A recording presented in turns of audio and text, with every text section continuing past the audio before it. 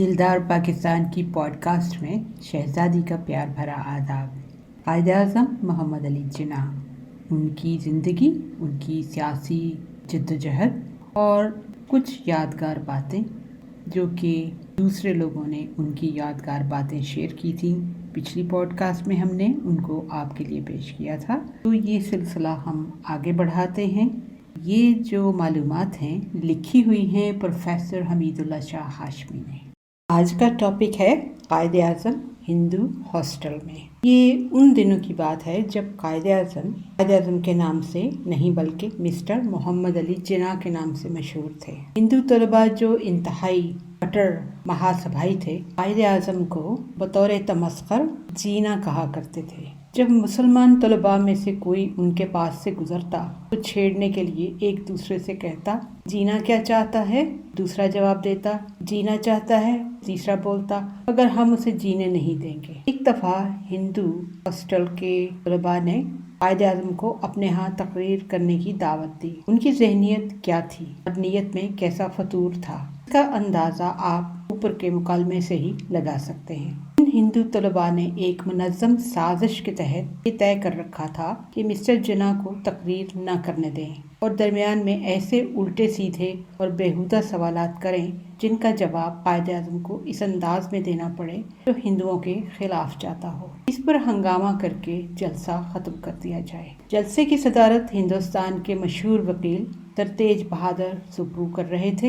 हिंदू लड़कों ने ये भी तय कर रखा था कि कायद-ए-आज़म की ताज़ीम के लिए कोई खड़ा ना हो, लेकिन खुशकिस्मती से कायद-ए-आज़म और सर तेज बहादुर सुप्रू दोनों हाल में इस तरह दाखिल हुए कि एक दूसरे के हाथ में हाथ दिए हुए थे। चुनांचे हिंदू तलबा को ताज़ीमन उठना ही पड़ा। वसी हाल हिंदू और मुसलमान तलबा से खचाखच भरा हुआ था। बहुत से दूसरे लड़कों को बैठने के लिए भी जगह न मिल सकी। वो दीवार के साथ साथ खड़े थे। सर तेज बहादुर सुप्रू ने मुख्तसर अल्फाज में तारफ कराया और कहा, जिन्ना साहब अपना सियासी नुक्ता नज़र बयान करेंगे, आप लोग गौर से सुनिए, जिससे आपकी मालूमात में इजाफा होगा। चुनांचे कायद-ए-आज़म ने तकरीर शुरू की। आखिर 15 मिनट के बाद एक तालिब इल्म ने, जो कि हिंदू था, काफ़ी हिचकिचाहट के बाद खड़े होने की जसारत की और एक नामाकूल सा सवाल किया। इसका जवाब मामूली काबिलियत का आदमी भी दे सकता है। सदर जलसा ने उसको सवाल करने और लेक्चर के दरमियान रुखना अंदाजी से रोका भी, लेकिन कायद-ए-आज़म ने कहा, रुकिए मत, सवाल करने दीजिए।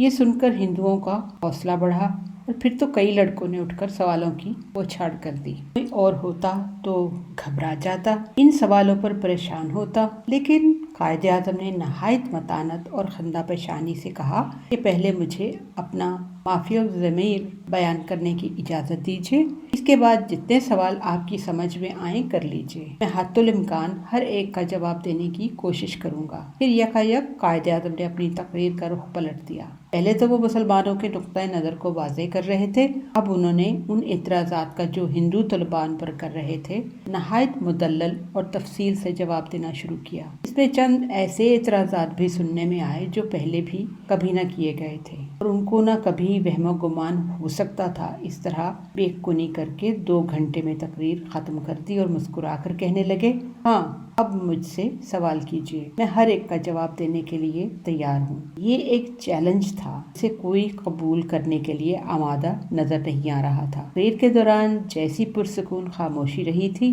उसी तरह उस वक्त भी तारी थी। कायद-ए-आज़म ने अब दूसरा हरबा इख्तियार किया और तलबा की हिम्मत बंधानी शुरू की, उठिए और सवाल कीजिए। वहाँ तो जैसे सबको सांप सूंघ गया। लड़के गुमसुम बैठे थे, गोया किसी ने जादू कर दिया हो। कायद-ए-आज़म ने फिर कहा, मैं आपकी तरफ से सवालों का मुंतज़िर हूँ, लेकिन अब भी लबकुशाई न हुई। चुनांचे जौनपुर का एक मुसलमान तालिब इल्म जलाल नामी यकायक अपनी जगह से उठा और ललकार कर हिंदू तलबा से कहा, धोती पर शादो, कुछ तो बोलो। मगर इसकी ललकार भी सदाउल सहरा साबित हुई और जलसा नहायत खुश असलूबी से इख्तिताम पजीर हो गया। ये जो पूरा मजमून है, ये प्रोफेसर अहमदुद्दीन मारवी कायद-ए-आज़म हिंदू हॉस्टल में 22 जनवरी 1968 के माहाना उर्दू डाइजेस्ट लाहौर में छपा था। आइंदा की पॉडकास्ट में हम बात करेंगे कायद-ए-आज़म पर कातिलाना हमले की। हमेशा की तरह आपसे शेयर करते हैं कायद-ए-आज़म का call. My message to you all is of hope, courage, confidence. Let's mobilize all our resources in a systematic and organized way and tackle the grave issues that confront us with the grim determination and discipline worthy of a great nation.